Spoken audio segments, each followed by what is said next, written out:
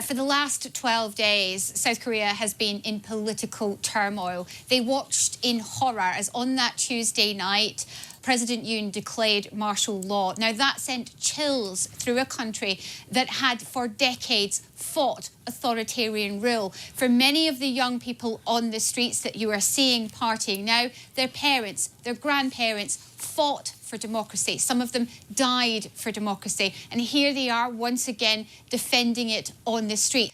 Now, when it came to this impeachment vote last week, the opposition party tried to push towards impeachment, but President Yoon's own party, the ruling party, boycotted the vote. There was huge disappointment.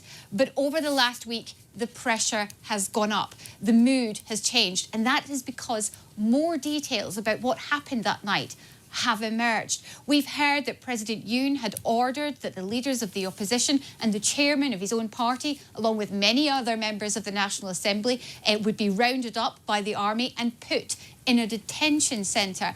President Yoon himself stayed quiet most of the week and then made an impassioned plea on Thursday saying he would fight until the end. It became increasingly clear to his own party that he would not step down, that he would not resign, and that he would have to be impeached.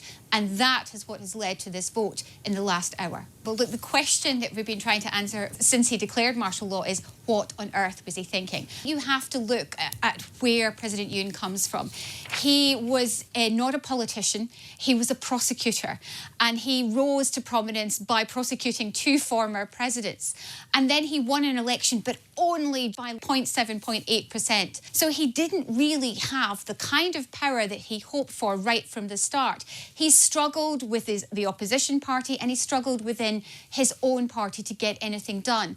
Increasingly isolated, he has felt, and certainly seems to have been listening to, conspiracy theories about rigged elections, and also he feels that he's up against constant forces that he believes are pro-North Korean voices.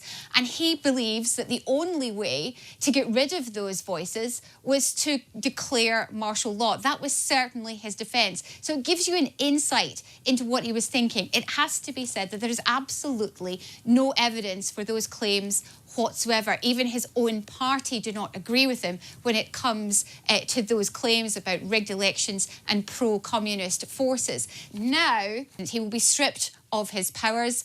It will go to the Prime Minister, and the next steps are that this decision has to be ratified and reviewed by the Constitutional Court.